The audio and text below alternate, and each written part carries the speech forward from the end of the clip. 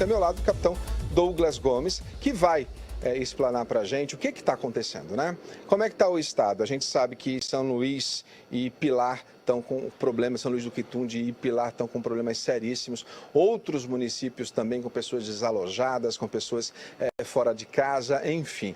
Um problema muito sério de uma chuva que não para desde sábado e que tem caído aí com uma frequência muito grande. Choveu mais de, até onde eu acompanhei, 520 milímetros, é isso, somente este mês, ou de sábado para cá, porque a gente só tinha 30 milímetros, não é isso mesmo, capitão? Muito boa tarde. Boa tarde a todos, isso mesmo, o número já está em 500 milímetros.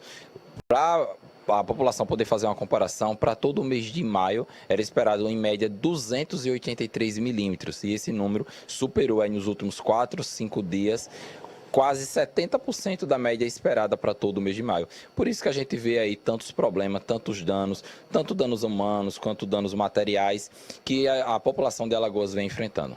Enfrentando, né, quando chove muito, enfrentando quando essa chuva é intensificada, como caiu no sábado, no domingo, na segunda, na terça, na quarta, e hoje também o céu aqui está fechado. As cidades como São Luís do Quitunde está com atenção maior, Pilar também? Isso mesmo, São Luís do Quitunde e o rio Santo Antônio, que é o rio que corta a cidade, ele transbordou há 2 dias e já deixou quase 2.000 pessoas entre desabrigados e desalojados.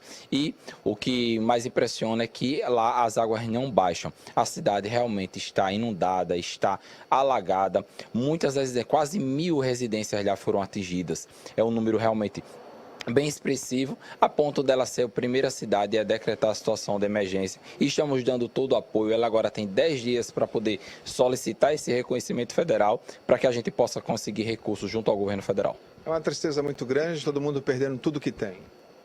Uma tristeza muito grande, são, além de danos materiais, mas o mais importante são danos humanos. A gente ter quase 400 pessoas em abrigos, realmente é uma condição muito ruim. Você sair da sua residência é muito complicado, mas, infelizmente, a tendência é que nos próximos dias diminua um pouco essas chuvas para que a população possa voltar para as suas residências. Em relação aos outros municípios, como o Pilar? Pilar também foi bem atingido, e Pilar e Marechal a gente fica um pouco atento porque a Lagoa Manguaba ela não baixa, está no nível de 252 centímetros e ela transborda com 270. Também a gente tem que ficar atento, porque caso volte a chover na região, tem esse risco ainda da lagoa transbordar. A gente está falando de aproximadamente 30 centímetros, uma régua, é isso? 18 centímetros. 18 centímetros? 18 centímetros, se a gente for olhar bem. Então, está muito próximo de transbordar. Mas o bom é que nos últimos 3 dias ela está estabilizada, ela não vem aumentando. E que dê vazão ao mar, né? Porque a gente sabe que a lagoa funciona como um estuário e aí ela represa toda a água que vem lá, muitas vezes, né? Do estado de Pernambuco, quando chove nas cidades dos municípios pernambucanos, e aí vem para a lagoa. Se a maré estiver alta, não consegue dar vazão, e aí vai só transbordando e acabando com tudo que tem em volta em torno da lagoa. Vamos atualizar aqui a última, né? O último boletim emitido nesta manhã. Por exemplo, Coqueiro Seco tem 600 no total, né? Vamos no total, tem os municípios atingidos. Coqueiro Seco, Flecheiras, Igreja Nova, São Joaquim Gomes, Maceió, Maragogi, Marechal Deodoro, Matriz de Camaragibe, Paripueira, Passo de Camaragibe, Pilar, Porto Calvo, Rio Largo, Roteiro, São Luís do Quitunde e São Miguel dos Milagres. Número de pessoas desabrigadas, 653 pessoas até o momento. Pessoas desalojadas, 2.510 pessoas. Número de afetados por município, aproximadamente, ou num total aí, de quase 3.200 pessoas. É muito, felizmente ninguém morreu, mas é muita gente que está precisando de ajuda. Vamos só explicar, capitão, a diferença entre desabrigadas e desalojadas? Desabrigadas são pessoas que precisam de apoio do poder público. Ou elas estão em alguma casa de aluguel social, ou elas estão em alguma escola, em alguma creche, em alguma igreja. E os desalojados são aqueles em que as casas foram atingidas atendidas, elas estão na casa de parentes, na casa de amigos, mas não conseguiram ainda retornar para as suas residências por conta que a água atingiu as suas casas. Olha, para a gente ter uma ideia, para a gente ter uma ideia, em São Luís do Quintude, 1.588 pessoas foram desalojadas e 386 estão desabrigadas. São os municípios que chamam mais a atenção, né?